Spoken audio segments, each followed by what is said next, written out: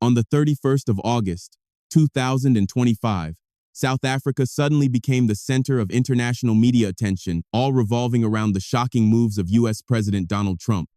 Trump announced that the United States has suspended aid to South Africa after its newly approved land reform. In an interesting twist, just days later, the president of Burkina Faso, Ibrahim Traoré, declared a new land law. According to reports, Traoré announced that all land in the country now belongs to the government. Some critics called this dictatorial, but the authorities in Burkina Faso emphasized there is a reason behind the reform. So what is the reason? And how will it impact farmers, businesses, and foreign interests? Let's find out. On the 1st of September, the Council of Ministers approved a bill that reshaped land ownership in Burkina Faso. The meeting, attended by President Traoré, was led by Economic Minister Abubakar Nakanabo. He made the bill official. According to him, the legal text enshrines a new objective of the state, to optimize land management, and to strengthen the central role of public authorities in this strategic sector. In simple terms, the government has now taken ownership of all land in the country. For decades, land ownership in Burkina Faso was based on customary rights. Communities controlled and allocated land according to traditional norms. Families passed it down through generations. People felt secure over the land they lived on. But this system had challenges: fraude dispute, lack of clear documentation, and exploitation by powerful elites. The new law changes that. Ownership passes to the government. The state can now issue regulatory acts to grant land management to local authorities. The reform introduces long-term leases, ranging from 18 to 99 years, for agriculture and development purposes. But what exactly is Traoré's plan? Before we continue, a quick reminder: like this video, drop a comment, and subscribe to our channel so you can get more updates like this. As you know, President Traoré is deeply patriotic. He is committed to protecting Burkina Faso's sovereignty, and this is why one of the key provisions of the new land bill is the restriction of foreigners from acquiring property titles. This is huge. In Africa, it is common to see foreign companies and individuals buying up land, but in Burkina Faso, that era may be over. Foreign multinational companies have long acquired vast tracts of land in Africa. This phenomenon, known as land grabbing, exists because Africa is rich in natural resources, fertile lands, and weak land rights protections for local people. Host countries often provide generous investment incentives, making the problem even worse. Most of the time, these lands are used to grow food and crops for export. Recently, 25 million hectares of land in 5 African countries were snapped up by Blue Carbon, a Gulf-based firm that brokers carbon offsets. This land represents 10% of Liberia's surface area and 20% of Zimbabwe's HN. After the 2007-2011 global financial crisis, food prices spiked and food security became urgent. Prime farmland across Africa was quickly seized by agribusinesses, sovereign wealth funds, and financial speculators. Europeans were shocked when it was revealed that a Dutch bank, a German coffee roaster, and a Swedish bioenergy firm were all implicated in land grabs that forced African farmers and communities off their land. Even when the crisis eased, pressure on farmland never disappeared. Now, 15 years later, global land prices have doubled. Land grabbing is back with a vengeance, and farmers are being squeezed from every side. Reports warn that today's land squeeze is escalating dangerously in new forms: carbon and biodiversity offset schemes, financial speculation, resource grabs, expanding mines, mega developments, and industrial food systems. The result is devastating. A new rush for land is displacing small-scale farmers, indigenous peoples, pastoralists, and rural communities. Their control over land is being stripped away. The consequences are dire, worsening poverty, hunger, and land inequality across the continent. The future of small-scale farming itself is at risk. This is why President Ibrahim Traoré made his move. By placing land under state ownership, he is cutting off one of the biggest avenues of exploitation. For decades, land mismanagement has plagued Burkina Faso. Large hectares remained unused and wasted. But with this reform, the government can now allocate land efficiently for large-scale agriculture, boosting food security. In addition, Burkina Faso has long faced conflicts between farmers and herders, as well as between indigenous people and migrants. With the new law, with the state in control of land, President Traoré can now regulate distribution more accurately and reduce conflict. Finally, under state ownership, the government can push forward his goal of industrializing Burkina Faso. Roads, factories, and large projects can now be launched quickly, without bureaucratic delays or resistance from private landowners. This is remarkable. But how is Burkina Faso's land reform different from that of South Africa? In South Africa, the reform is driven mainly by the need to correct historical injustice. During the apartheid era, the black majority was oppressed in every possible way, including housing and land ownership. In 1913, the British colonial authorities passed the Natives Land Act. It restricted property rights for black South Africans. The vast majority of land was placed under the control of the white minority. This act laid the foundation for the forced removal of black people into poor homelands and townships. This continued for decades, until the end of apartheid, only 30 years ago. According to the South African Parliament, local, provincial, and national authorities will now have the power to enforce the new law.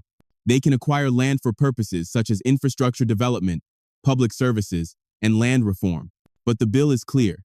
Expropriation cannot happen arbitrarily, or for reasons beyond serving the public good.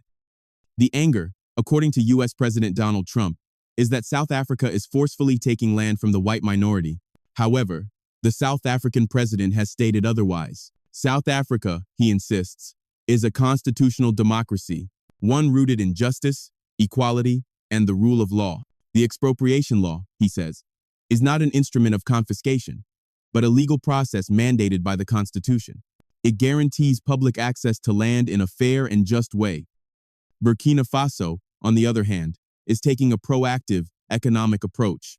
All land is centrally controlled by the state, but customary land rights are still recognized through rural possession certificates. Now let's turn to Zimbabwe.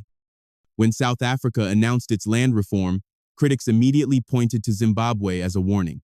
For years, people have said Zimbabwe's economy collapsed in the 2002 because Robert Mugabe took land back from white farmers. But doesn't that story sound suspicious? Under British colonial rule, Africans in Rhodesia could not buy or occupy land freely.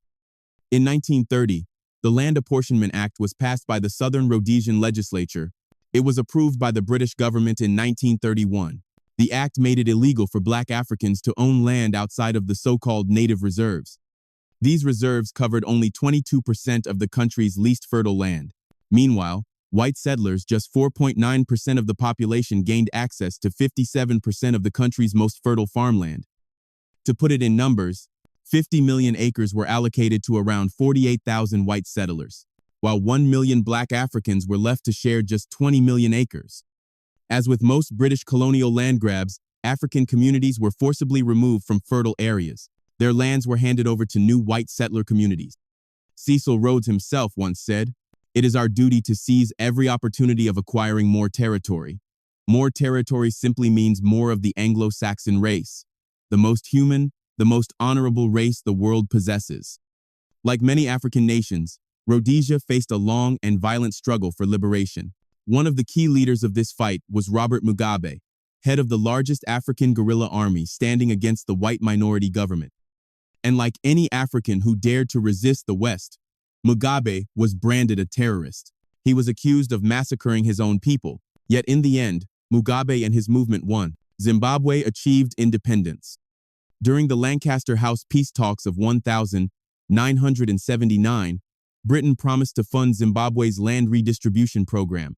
It provided £47 million in aid after independence, but that amount was far too little to finance real reform. Despite repeated appeals, Britain never fulfilled its pledge. In 1997, Claire Short, the UK's International Development Secretary, wrote to the Zimbabwean government. She declared that the new Labour government had no special responsibility to pay for land redistribution. Britain's refusal fueled anger in Zimbabwe. It became one of the driving forces behind the violent land seizures of the 2002. The Lancaster Agreement never returned the stolen land to the black majority. Instead, it introduced a willing buyer, willing seller system. This meant that the new government of Zimbabwe would have to buy the very land that had been stolen using British pounds or US dollars from the descendants of the colonial settlers. Imagine that. Not only did Africans have to buy back their own land, but the price was set by the very people who had stolen it. The value of land in Zimbabwe was never set by its rightful owners. It was set by a white settler minority. At one point, nearly 95% of the economy sat under European and American control. That meant black families, the people who had fought for independence and worked the soil for generations, stood powerless. They were told to compete in a market designed to lock them out. Imagine this, being asked to buy back your own stolen home at a price named by the thief. That was post-colonial Zimbabwe. Cruel, calculated, cold. Anger grew. Frustration hardened into desperation. War veterans, the same men and women who risked everything in the liberation struggle, began occupying stolen lands. Vast estate, white-owned farms stretching mile after mile. The government watched the ground move. By the late 1990s, the willing buyer, willing seller deal, pushed by Britain, was exposed for what it was, a dead end. Ordinary citizens were done waiting. In June 2000, the state announced compulsory land seizures.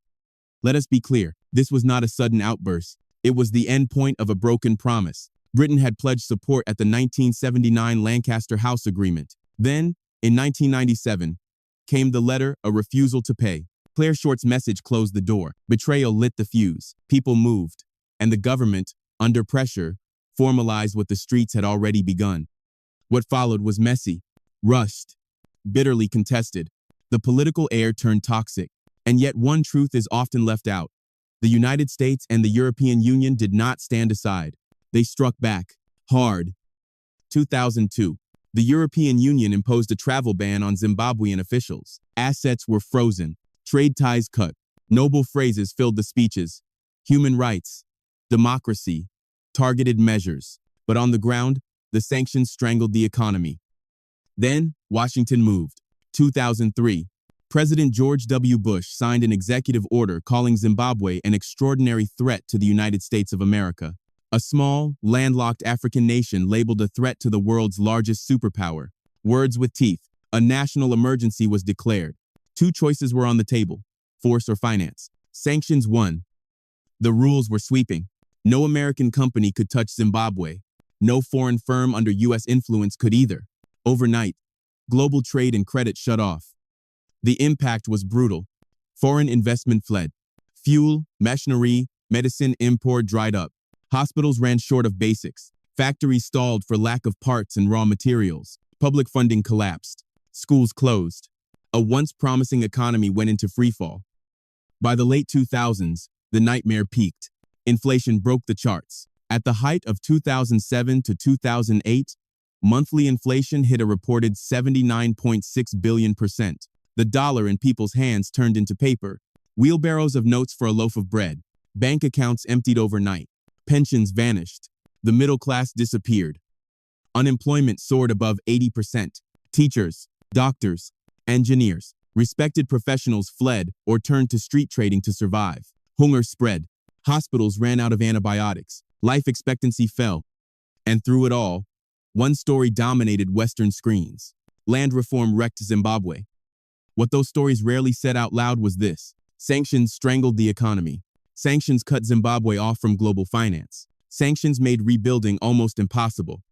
Yes, land reform was chaotic. Yes, there were real mistakes, but it was not the single cause of collapse. The deeper weapon was financial isolation, a form of economic war. Freeze the assets, cut the trade, shut the credit, suffocate the system. That is the lesson, not just history, a warning. Whenever an African nation dares to take back what is theirs, the old powers will come. Not always with soldiers, not always with guns. They come with sanctions, with financial pressure, with slow, silent force. President Ibrahim Traoré of Burkina Faso has studied this playbook. He has looked at Zimbabwe. He has looked at Libya. He has looked at every case where an African state challenged the order and paid.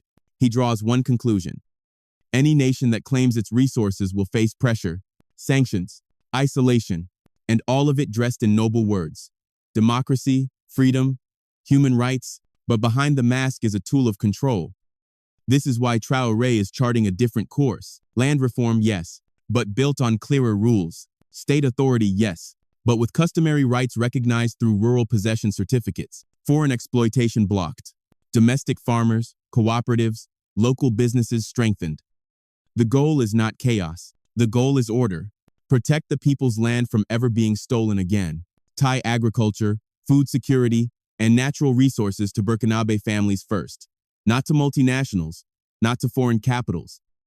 And Traoré is not naive. He expects backlash. He expects pressure and sanctions. He expects attempts at isolation. But this time, Burkina Faso is not alone. That is the difference. Alliances are forming.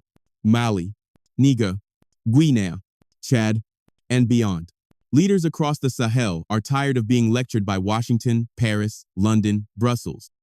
Unlike Zimbabwe 2 decades ago, Burkina Faso has partners at its side, nations ready to share risk, to share cost, to share courage. They know what is coming. They have seen the tactics, and this time, they intend to resist together. Zimbabwe's story is not simply failure. It is a record of broken promises by former colonial powers. It is a record of a people who refused to bow. It is survival against odds that seemed impossible. For leaders like Ibrahim Traoré, that story is a manual. What to avoid, what to confront, a hard reminder.